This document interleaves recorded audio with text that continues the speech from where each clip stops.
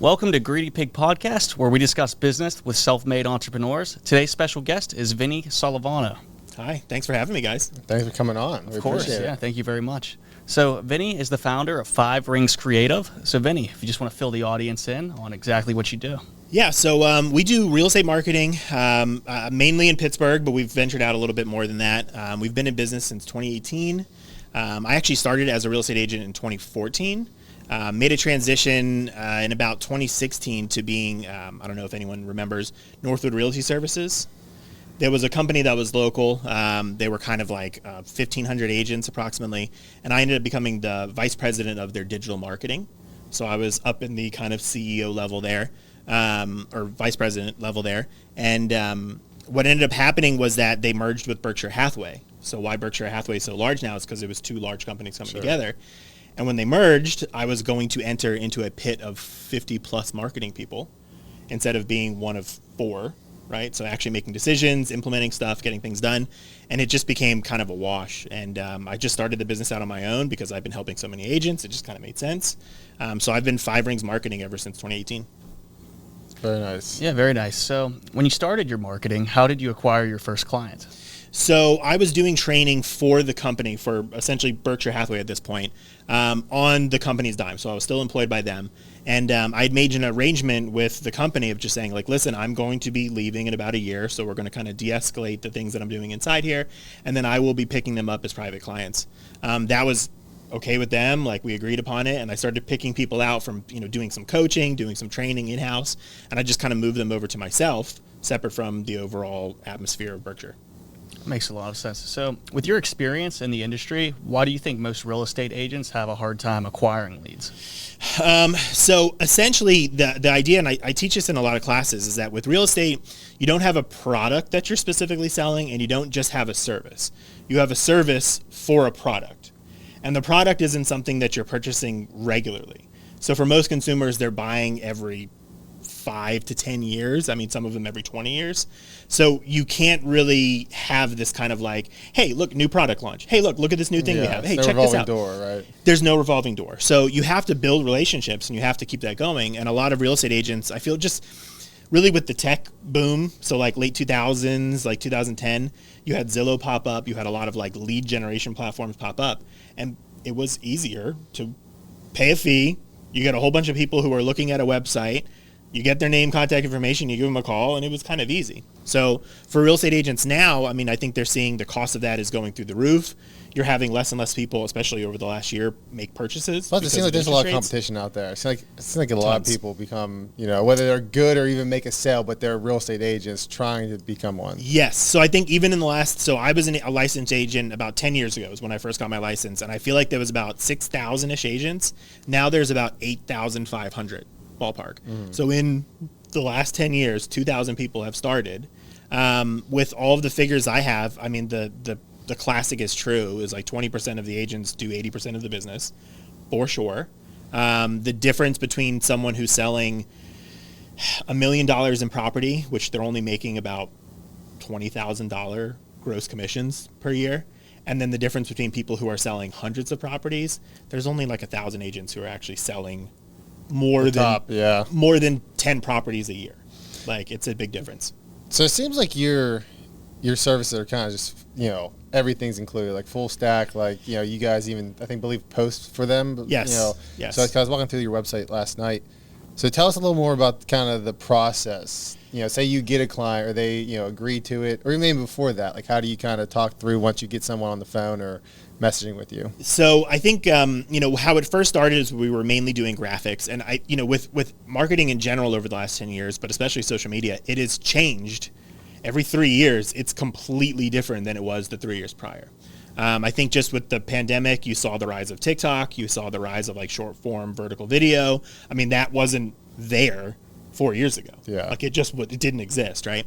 So since I've been doing it, I think we've just changed our paradigm 3 different times to where now we have to offer video, we have to offer short form video, we have to offer a vast array of all of the marketing that's out there. And it's only because the way that the engines change, it just changed so frequently that if we're not offering everything, you miss something. right? And For if you miss sure. something, you're missing the whole thing. Plus, like you said, with the different phases, one new thing pops up. Well, now you got to add that to your service, right? So, Yep. Yeah, that being said, are there certain platforms that tend to perform better than others, or do you notice a change as time goes on? So I would say for real estate agents, it's kind of the duh moment in a lot of classes that I teach. But honestly, where they can find the most leads is probably still Facebook, which is strange. But that's where the vast majority of their homeowners that are in their 40s to 60s, 70s are at. That's who they want because they're going to be able to sell their current home, which is probably a decently valued home, buy a new home like a patio home or downsize. So they're doing 2 transactions. That's probably where the most of people are. I do think TikTok has totally revolutionized everyone's marketing, even like real estate agents. I think before we were just talking about a little bit YouTube. YouTube is amazing for a place to actually, because it's just wide open. So I think for an agent, if they jumped onto YouTube, YouTube is highly connected to Google. So now if you're searching for areas, you're searching for properties, you're searching on Google, and stuff, yes. You're immediately clicking into YouTube as opposed to like kind of circling around there. I think really just in general, I like to put my people onto Instagram first because that's usually the place where they're not really thriving. Mm-hmm. It's kind of like if you can master Instagram and if you can do really well on Instagram, you can also usually do well on TikTok. You also kind of have the benefit of getting the down feed if you're pushing things to Facebook. Like it's just a good middle place to kind of be. That makes sense. Yeah. I mean, we even see with like ads and stuff, Facebook still seems to be one of the best. And plus I feel, and I think George does too, like shorts are great and stuff like that, but that's more for like engagement, not so much leads. Yes. So it's you might have 1 million views on TikTok, but if you get 0 leads from it, like is it even worth it? Kind of, but like you'd rather have the lead almost. Well, I mean, the whole thing with real estate is that, again, so if you just took the top 100 agents in Pittsburgh, I would say maybe 40% of them have a abysmal social media presence. I mean, it either doesn't exist or it's barely there, or they'll put one photo out that's poorly cropped or something every 3 weeks. It's just not there because the way that they've been getting their business is by direct referrals, by doing mailings, by doing, all of these other things that they've been doing for. They just have this clientele that's just, that now that's generates on autopilot. referrals. Yeah. Yep. It's on total autopilot. And even if you were trying to identify like a system, like a tech system, there's no real tech system. It's just they have good team members that are working leads. You have people who are actually talking to people. I think some of the best agents in Pittsburgh actually do call people still, like truly, which is if you were talking to someone and they're like under 30s, they'd be like, I'm not doing that. I'm not doing that. Like, why do I have to do that? So it's just very, it's very different. And it's kind of like a, I would say a little bit of a, how to say it, like kind of like a misnomer that if you're all over social media, you're going to get leads. Like you might not at all. You might get tons of engagement and you'll get no one who actually wants to work with you. Yeah, well, that personal touch can make a big difference to like the phone call, because it's kind of a big thing, selling or buying a house, right? Yes. So you want that relationship. So speaking with them in person or on the phone can definitely make a difference. Yes. So that being said, when creating this content for your clients, is there a specific framework that you use to try to make sure you attract more leads than just say views? So for sure. I think the idea is that nowadays, like first off, if I partner with the right agent, things just click, right? So if they're naturally creative, but maybe they just don't have like the tech aspect, like they don't want to edit their footage, they don't want to put things together, but they're just ideas, like running. That is who I'm going to work with the best. And then we'll just talk for 5 minutes and we've already come up with 10 different ideas. If I have my gear with me, we're already filming at that point. I mean, it just moves, right? With some of the agents that we work with, it is a little bit of a slow process. So for the first month, it's just, okay, let's brainstorm for a while. Let's talk about a couple of video ideas. I'll show them some samples of either people I've worked with or people just around the country, what they're doing. A lot of times that all gets shot down because I think that just being on video is very uncomfortable for most people. Like, so if you're just, if you've never done it, especially like if you show up and I think you say like in the first couple of days we're shooting, let's go. It's like, well, hey man, like let's slow down. Yes, that's exactly it. And again, like real estate agents, they didn't get into the video business, so like it's only in the last 4 years that it's like now you need to have a camera in your face as much as humanly possible, right? Even with cell phones, if you were an agent that's been around for 10 plus years, like you maybe didn't even have a cell phone. Like it's just a very different thing. So I do feel like, again, it's more of a process of like, depending on who the agent is, we'll first talk to them just about like, okay, here's some content that we can shoot. What's your comfort level with it? If anything, I feel like even if they have no content whatsoever, then even if we're putting out boring stuff, quote unquote, boring stuff, you're going to generate some interest because now all of a sudden you're showing up. And if you're comfortable talking about the boring real estate stuff, even if it's for 15, 30 seconds, I can kind of like work you into doing the fun stuff, the engaging stuff. Plus the you get your different feet stuff. wet, right? You know. Totally. So yeah. Makes sense. So when you were an agent, what did you like and then dislike about the real estate business? So I think the thing I liked the most was probably it was really engaging with the client. So having, again, like we said before, it is the biggest purchase you're going to make in a 10-year window at least, like for sure. And I feel like, even speaking to real estate agents, the home is the beginning and end of everyone's life. Like you wake up there, you go to sleep there, everything good, bad, and ugly happens usually inside your home. Like there's just so much stuff that goes into it. So being a real estate agent and like working with, I was in my late 20s, early 30s, working with people who were making their first purchase and like, the wife is expecting and like they have all these plans and you can just see like this like joy. That was amazing. I also am a little bit of a tech nerd. So at the time, this was like 2014, 2015, there was a lot of really interesting tech that was coming out that I was able to implement in my own business that helped me grow. The downsides of real estate is, I essentially stopped working at a job where I was working 12 plus hours a day. I was an addiction counselor for about 7 years before that, which is a complete different turn than real estate. But I was working 10 to 12 hour days for very little money. People, it's high stakes because now you're dealing with people's lives. Like there was once a week, there was a patient dying because they were overdosing. This was even pre-fentanyl. So, it was still terrible then. Now it's even worse.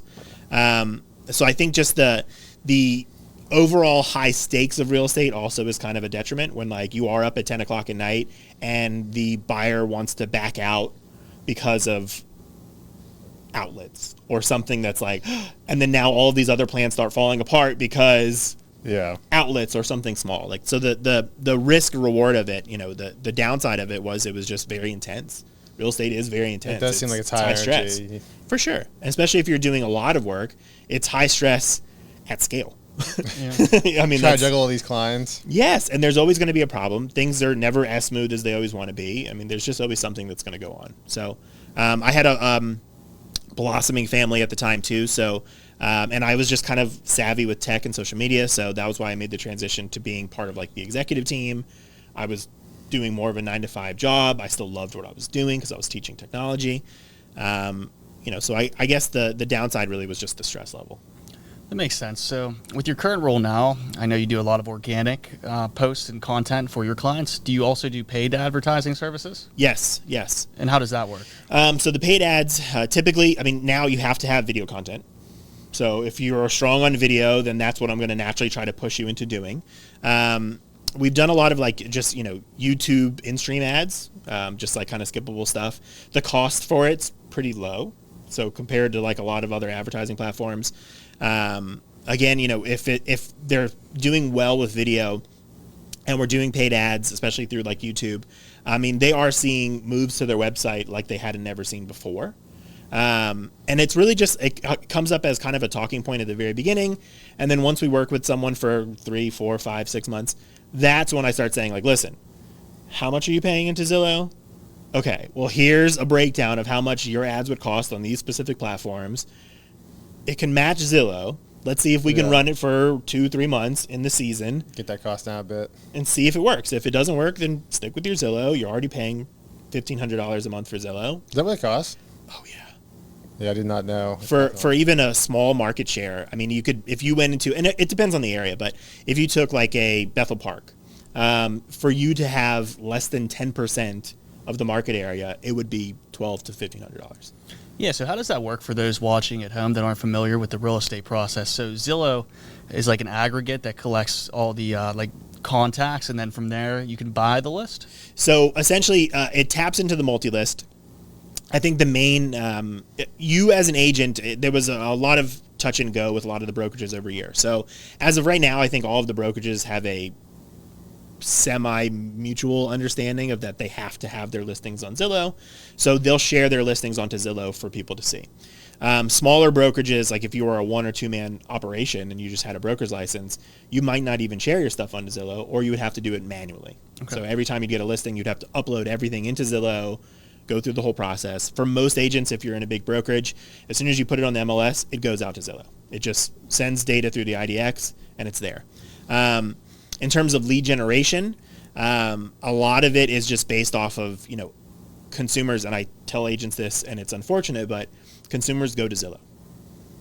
There's just no getting around that. I like Realtor.com. See, you are one of the rare. I think Homes.com is making a big push to kind of change things and shake things up. Why do you prefer Realtor.com? I don't know, to be honest. I think that's the first one I started using, so just kind of have it. Yeah, pretty much. Nice. But they are pretty much the same. So. Well, yeah, it's all sharing IDX portals, etc. I think just really with Zillow, it was a good branding because it's completely unrelated to it's Zillow. It's just it has that pop to brings people in. And it wasn't Realtor.com. So if you're a consumer who's shying away from I don't want to work with a realtor because they're that's a good point. Liars, they're cheats, they're like all of the other things that realtors get I guess it has some whimsy to it. It does. It absolutely has some whimsy to it. And it's just it brings people in, and the idea is that if you are an agent and you're doing really well in terms of your overall business, you probably do pay for Zillow leads. Let's just be honest. Whether they convert overall, I would probably say it's less than 10% of your leads that come from Zillow actually convert. Okay, so I'm a realtor. I want leads. I go to Zillow. I guess I buy a list of these leads. Then how do I convert those into clients? You would have to use all of your classic sales tactics. There is essentially, when you do get a lead through Zillow, it depends on what level you're paying for. And this has changed actually in the last 6 months. But originally in the last couple of years, you would get a phone call from Zillow and they'd say, hey, I have Adam Smith on the phone. They're looking at 123 Main Street.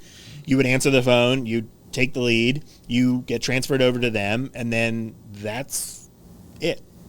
You would follow up with them naturally. If you talk to them that time and then they ghost you, that's up to you and your systems to kind of follow up with that and keep things going. It's on you now. It's on you. It's just like a regular old lead.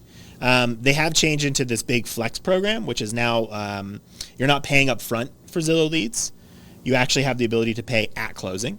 So you'd pay a certain percentage of your commission to Zillow at closing. But that also means that you now have to report and update to Zillow how these leads are actually working. Yeah, do you know if they have a way to validate that on their end? I don't. I mean, and there's been tons of other systems that have been like that for years. So that's not a new concept in terms of real estate. I think people shied away from it because no one really wants to report every single thing that they're going for. A lot of real estate agents are very paranoid about their data being stolen by either the brokerage or by a larger company. You're going to take my clients and you're going to resell them to other people, things like that. But the overall is, again, if you're paying $1,500 a month, if I was a new agent starting today, you couldn't do that. You can't afford $1,500 a month to get leads. You'd have to find creative ways to actually drive business to you. Maybe that's starting a YouTube page and really finding a good place to jump into. That could be, maybe you do have that personality to just have good short form video. Maybe you're jumping on to just local events, local stuff. There has to be kind of your niche that you're jumping into and you're doing really well in. And that's where he comes in. Yes, that's it. Expiring real estate agent.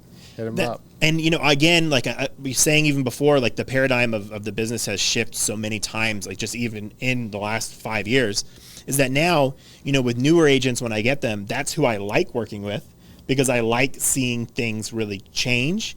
They're completely flexible in what they're doing. They're open for anything. I said probably they're trying to soak up everything you can give them. Yes. I remember when I was an agent, anything that anyone was saying to me, I was intently listening and applying to what I was going to do. And that's what worked. Right. Mm-hmm. And then, but the idea is that I can't do a lot of this videography. I can't do editing for them. I can't create content for them for $100 a month because they don't have enough money because they just started out in the business. Sure. So it's this kind of catch-22. So I do a lot of coaching for newer people. I keep my costs really low for coaching. I only charge $50 an hour. Is that coaching for the marketing or for like actual real estate stuff? Not for actual real estate sales. There's plenty of real estate coaches. Like, here's how to do your business. Just for marketing. So we'll do, if we meet once a week, we'll go through whatever posts that they've done over the last week. We'll kind of analyze them. We'll break them down of like, okay, well, how could we have done this a little bit differently? How could we have done this better? Hey, look at the couple things that I've seen over this last week. Here's the trending thing. Do you want to try that out this week? Stuff like that. Just simple. So do you see organic content ever surpassing Zillow over the next 10 years when it comes to generating leads? No. Just as another supplement, another channel? For sure. I think, the beauty of social media that I think is the misnomer is you can build relationships on there. So if you are an authentic person, and authentic can be a very wide degree of what it is, but if you're just a person and you're likable, you're generally positive, you're realistic, you're a person that they can relate to, you're going to do really well because it's a relationship driver. Pretty much, you're right. So I saw that on your site, you say, you have a questionnaire that they fill out before you start working with them. It's like 35 questions. So, Yeah. So I was kind of curious, what type of questions do you ask for that type of stuff? So I think the best anecdote I have is that, it kind of touches on, even just simple, like we have 5 questions just about like what kind of brand styles you like. So, do you want to keep your brand colors? Do you want to change them? What kind of color palette? Do you like, what kind of shapes do you like in your branding? Do you like things rigid and square? Do you like kind of like a funky design? Just basic branding stuff. But the really interesting thing is we have about 20 questions that's all about them, their personalities. The easiest thing that the reason why we started it actually is because we had gotten a client who they live in Pittsburgh. They're a working agent in Pittsburgh, but they're actually from Ohio.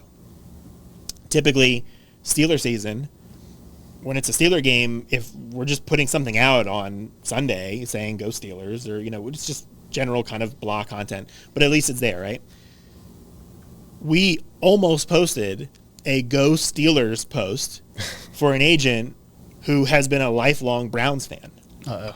And can you imagine what would have happened if that would have actually been posted and they didn't? Because we'll send the content to them. We'll say, like, hey, check this out. And they go like, Yeah. He was like, dude, I don't like the Steelers. And he was just like, jaw almost on the floor. So now we have like all these personality based questions. That is like, one of them is just like, who are your favorite sports teams? Do you have a meme collection on your phone? Because if you have no meme collection on your phone and then I start posting memes on your content, you're going to look at me like, who did I just hire? Why are they posting these childish things on my very professional just trying marketing to get avenues? more depth of how who they are and what they like. And everything's going to filter into the overall content. And we're trying to make the agent seem as personal as possible and less like an agent as possible, if that makes any sense. It kind of goes back to that, being genuine, right? Kind of Yes. seems you're trying to figure out how to make them seem as genuine as possible. And we always ask, any one of our clients will ask them, like, we'll do like all of the, we'll do the videography, we'll do some of like the graphic posts, etc. But we always we essentially encourage them, like, take your own photos, take your own videos. If it's a family event that's going on, like, take photos at the family event. Like, you don't have to post them. We'll post them for you. We have a big Google Drive that people can share stuff into. Most people have Google-based accounts, so they know how it works, so it's easy for them to do it. And then we'll go through and we'll post the things that you want to post. We have a team of 3 now, so we always have someone that's kind of on deck that's like, okay, hey, go share so-and-so's thing to their personal feed. Go share this to their personal feed. We use Slack for just communication between each other. I like it a lot. It's amazing. It's game-changing for us.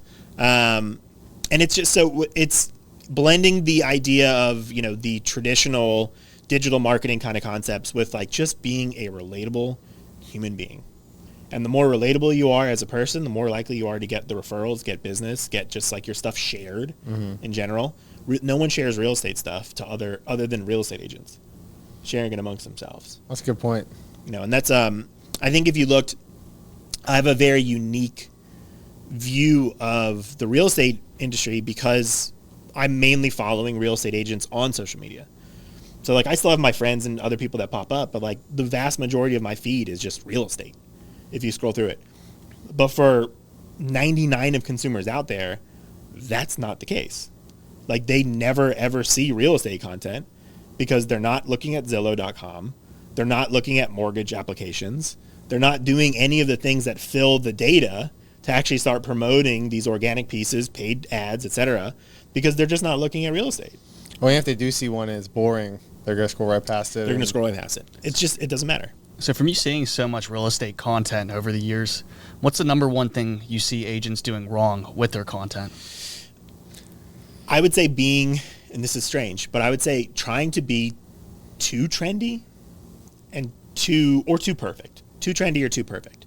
If you are an agent and you're constantly putting up like the newest trend, how much time are you spending doing the other work that's actually necessary? How much work are you actually spending on building relationships if you're just trend chasing over and over and over again? So what would an example of one of these trends be? Are you meaning like maybe like a viral song or something like that? So I think recently, maybe the last like month or so, the biggest trend I've seen is you're opening your video up with a fail video. Have any of you seen that? In the past, yeah, I believe so. So you'll see like the first 2 seconds are like, it's one of those videos that you would watch on like Fail Army or Fail YouTube kind of clip, right? One of the biggest ones was there's a person that was riding a motorcycle and they're doing a wheelie and then they hit a hole and they like fall off of their motorcycle. And then you stitch that with you doing a roll and then saying like, if you're looking for real estate, call me today. So it captures your attention because you're like, hey, I remember this guy falling. And then you're like, real estate agent asking you for business. That is the biggest trend that we're seeing now. There's people that have really done it well, and it's like super funny. There was another one going around where there's someone in some other country cutting a watermelon, and they like cut the watermelon and water shoots out in the original video, and then the video that it's being stitched to is these agents are getting soaked with water, and they're like, if you're looking for real estate, you call me at 1, 2, 3, 4, that kind of stuff. So it is this kind of pairing between like you're trying to generate this interest immediately because you know that if it's just you saying, why don't you call me to buy it? No one's going to look at it. No one's going to look at it. So it is, I mean, again, if your trends are great, but like, do they actually drive real business? Probably not. Plus, I feel like it would go off their brand, right? Like, if they're trying to do these trends, it's probably going off what you have been doing that's probably somewhat been working, right? So you kind of just abandon that for this new thing. Yes. And I mean, if you think about the clientele, like most of my clientele is females that are over the age of 45. So are females who are over the age of 45 going to be doing somersaults in their front yard to like pair to this video? No. Are they going to be jumping around and like dancing? No.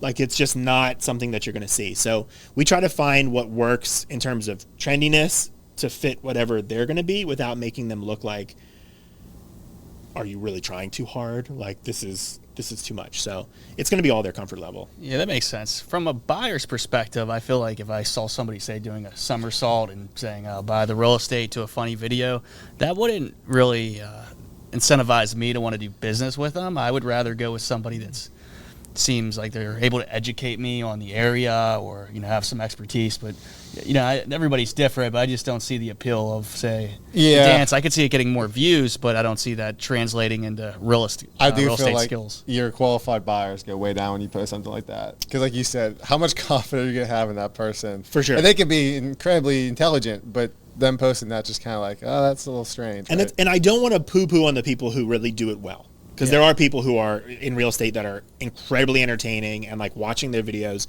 you will just get sucked in because they have this dynamic but then they're even like that in person. Well, that's the They thing. would be Like the you said, center of that attention. being, genuine, right? If you're that kind of goofy, funny person, well, that would make sense for you. Yes. But if you're this serious, person, it makes 0 sense. 0 cents. Totally 0 cents. So out of the real estate gurus out there, are there any ones in particular that you look to that you think are doing a very good job with their content? I think now, anything that's coming from Broke Agent Media is amazing. What I think the big difference is that with Broke Agent Media, they're really trying to, like, it's humor based, right? So that's gotten me already. And they really do farm a lot of content and things from real estate agents. So they're out there actually working with other agents who are really, good in their field, and they're creating content that is always kind of upping the bar and like what's going on. I think for like a gold standard for real estate, just branding in general, is probably Ryan Serhant. He is just Is that a guy from Million? Was it $1 Million Thing? Yep. Yeah. He has a new book. It's called Brand It Like Sirhan. And I mean, the book is it makes such clear sense, like in terms of like, and again, just having the real estate industry background, I'm able to kind of connect with more of the things that he's saying. But for any business, any brand, like what he's putting out there is like, oh, wow, duh. Like, why didn't I think about that? For years, I think it was, it was Gary Vee. I mean, that was like from like 2013 to like 2016, 2017, it was Gary Vee was like the gold standard of what was being said and what to do. Nowadays, even Jason Pantana, he's part of Tom Ferry's coaching staff. He's like their marketing coach. A lot of his advice is incredible. I think it's just very practical for a real estate agent. And you have to think is that, again, real estate agents are salespeople.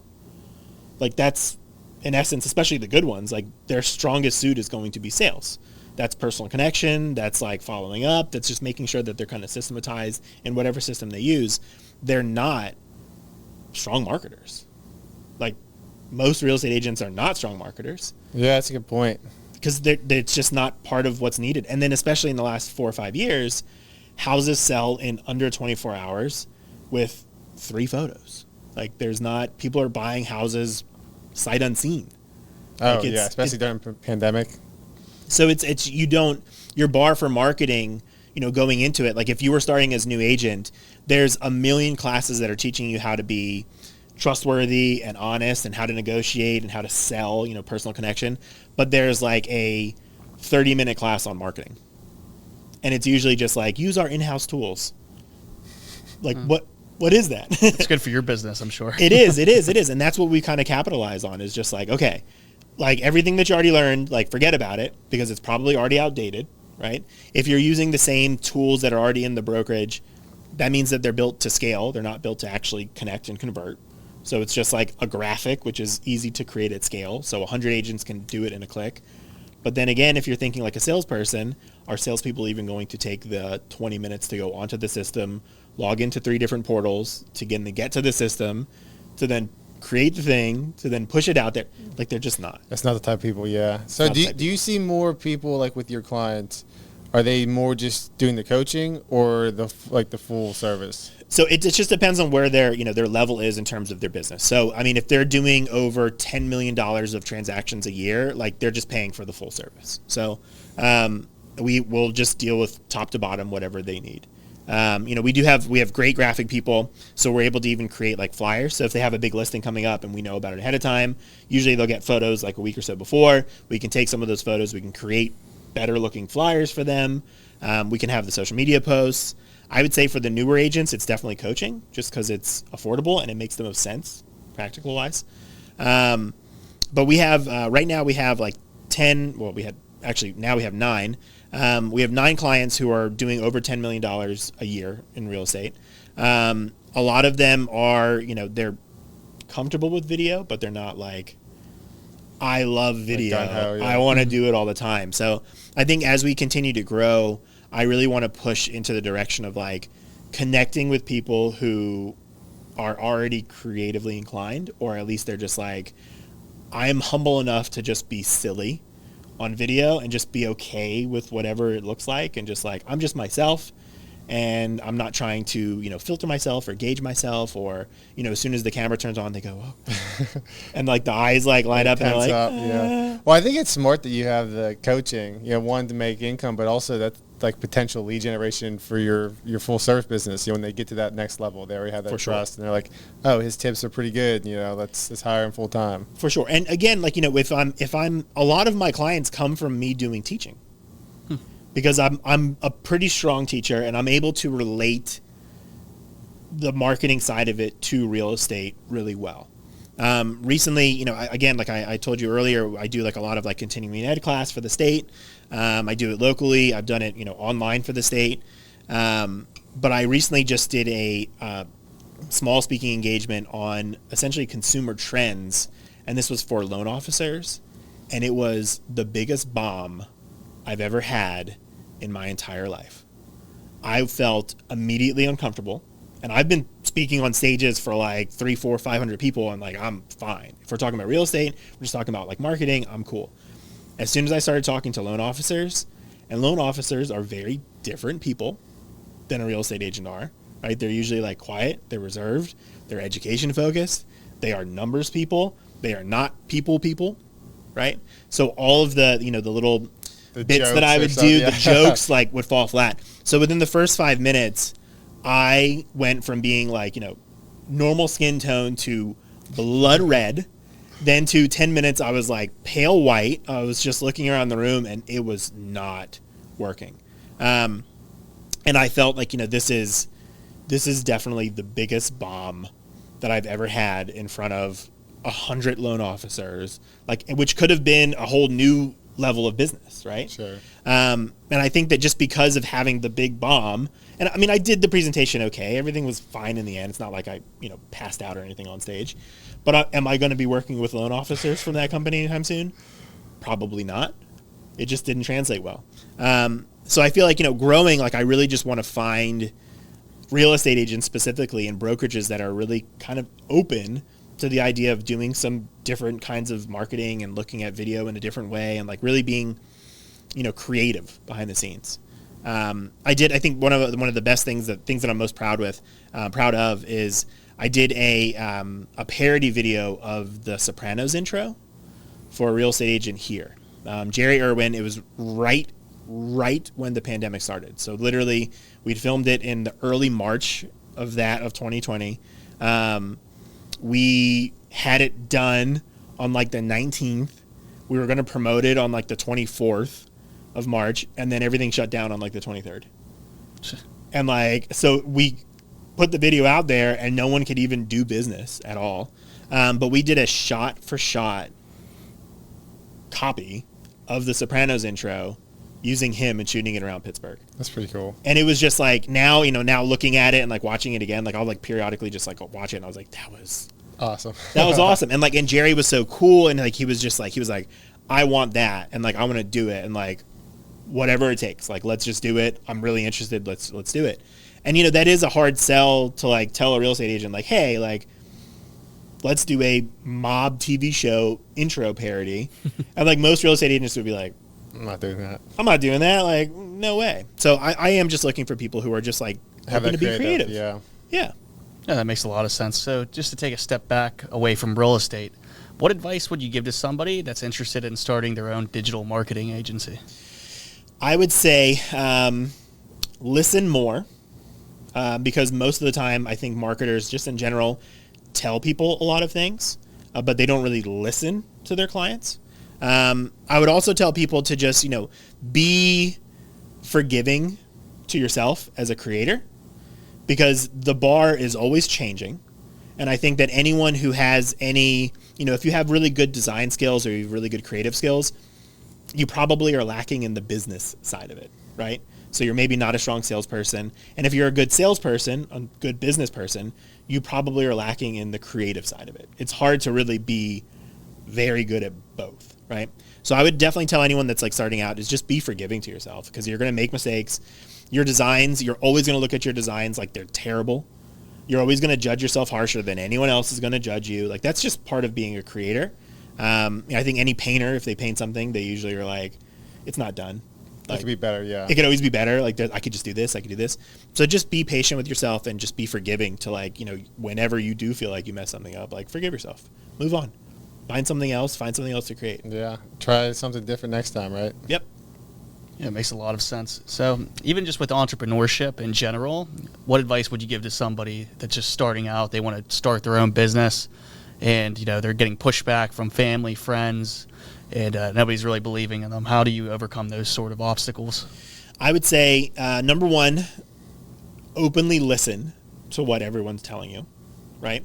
I do feel like just in terms of entrepreneurship, there is always this, from entrepreneurs like, oh, forget what everyone's saying. Like, don't listen to them, trust your gut. Sometimes your gut is wrong and you just are winging it and maybe that might not be the right thing. So you always want to be open and present and listen to what's going on and like what people are saying to you feedback wise.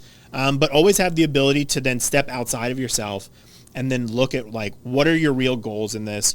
What are the real, obstacles that you're actually going to face? What are your own liabilities? What are your own shortcomings? What are the things that you're going to have to deal with? Because inevitably you do.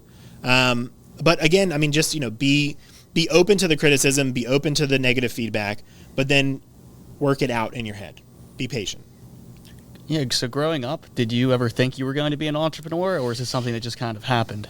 Yes and no. I was always very anti-authority. So anyone working a 9-to-5 job was never going to be in the cards for me, because if you're telling me what to do, I'm not doing it just because.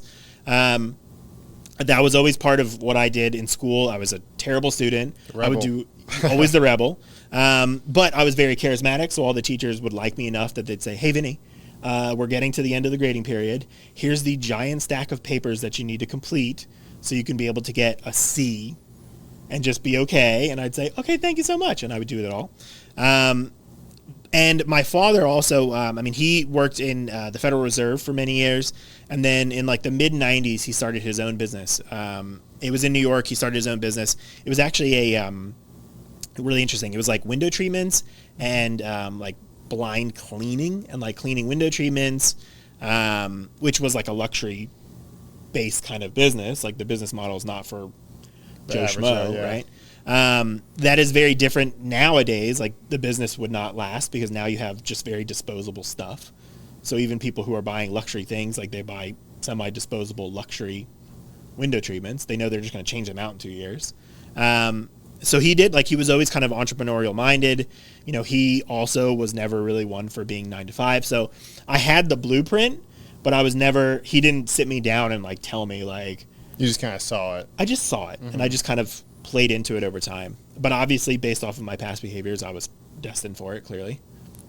Yeah, and I feel like a lot of people don't realize that being a real estate agent is being an entrepreneur as well. It's not I think people think you just sign up to be a real estate agent, then you magically start getting leads and sales come your way. Yes, real estate, and I think every real estate coach would say this, is that real estate is intro level business. You don't really know, you can know just enough to do well in it, but in terms of really managing a business, there's not that many agents that are in Pittsburgh that truly manage it like they would manage any other actual business, right? I mean, even if you're thinking of the infrastructure, you are brokerage run. So if you're part of any large brokerage, that's the business, is the brokerage. It's not you. You are a part of that. Yeah. You're a shareholder, you're part of it. But so it's this weird mix of if you are truly an entrepreneur, you would have your own brokerage. Do you see what I mean? You would step outside of that, or you'd be in a non physically based, you'd be in an EXP or a real brokerage or one of the other brokerages that really allow you to be a true entrepreneur. And it's not telling you well, you have to come in and meet with your manager on Mondays. Things like that. Just kind of a stepping stone almost. It's a stepping stone for sure. Makes sense. So what do you think are the benefits of, say, joining a brokerage such as EXP versus, say, a Howard Hanna? So I think any new agent would get, it depends on how, I'm a trial by fire person. Okay. So I would have done probably pretty well if I would have joined into an EXP under another agent, right? So if I was just under another agent working on their team as a buyer agent, I would have probably done well. I don't think a lot of people would. So having the big infrastructure like a Howard Hanna, like a Berkshire Hathaway, like a Coldwell Banker, it's good for anyone that's starting out because it does offer enough structure where you're gathering things, you're gathering information. You have other agents who are actually a little bit more kind, I guess you could say. It's less of the competition. Mm-hmm. It's more of the okay, here's a couple points. Hey, do you want to sit my open house? Hey, I have 3 open houses. More of a team or something like that. It's more of a team, and it's a little bit less competitive, direct atmosphere. Whereas if you just joined a smaller brokerage or if you had an EXP start, you would have to be a competitor super fast, and you wouldn't have the ability to kind of understand it and just understand what the industry is, really. Makes sense. So you've seen more real estate agents and worked with more than probably most people in America. Well, not probably, you have. So what's the number one reason you see people fail and just quit real estate completely? Biting off more than they could chew. And I mean that in a very broad stroke kind of term. So financially, as a real estate agent, if you are really taking the bull by the horns, it should be your full-time job. It's hard to learn how to be a good, successful real estate agent part-time. There's plenty of people that have, but it's just hard, right? I think that also, biting off the kind of the ego thing, it is a very, like we said, it's competitive, but at the same time too, is that when you're starting anything new, you do have to just listen to the people around you, and you probably won't have the right answer. And the way that things are doing, real estate's always 10 years behind everything. Technology wise, it's 10 years behind. Marketing wise, it's 10 years behind. The industry in general is just 10 years behind anything that's really going on. So as a younger person jumping in there, you probably would have a lot of these cool, unique ideas, and you would share it with other agents, and they'd say like, that's the dumbest thing I've ever heard. And you'd go, see you in 10 years. See you in 10 years, right? And that's what you'd hope, right? But I think a lot of people, they do go like, oh, that is a terrible idea. Okay, yeah, you're right. And then they just start the train, the negative thought train. All right, on the opposite, flip side, what's the number one reason you see people succeed? Again, being a good listener, really being a relatable person, and being less of the stereotypical sales people, right? Because again, remember, we're not selling things that people can just consume. Like, this is something that, like, they're only making this one purchase, and then those people become past clients. If anything, they could become referral generators.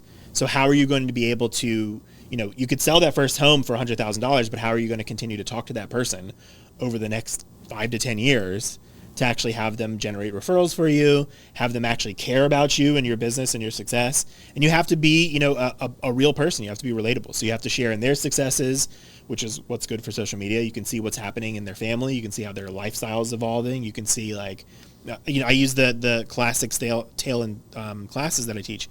If you sell a $100,000 home to a young couple, if you're following up with them on social media, you're seeing if they have a child that's born. You're seeing it when they get the pet. You're seeing them make the upgrades to the house. You're seeing them change the exterior of the house. Like, you're watching all of these things happen because people are just putting it out online. Mm-hmm. Hey, we just changed the front yard. Look at this new garden we put in. Oh, look, the baby's coming. Oh, we just changed this office to now a nursery. Or now it's an office and nursery. If you're part of that whole process, those people are definitely going to share your stuff out there. They're going to be more likely to give you a referral, to share your name with other people they know.